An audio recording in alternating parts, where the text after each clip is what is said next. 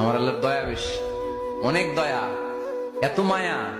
আমি আমারে কত ভালোবাসি, তার চেয়ে আমারে বেশি ভালোবাসে কে?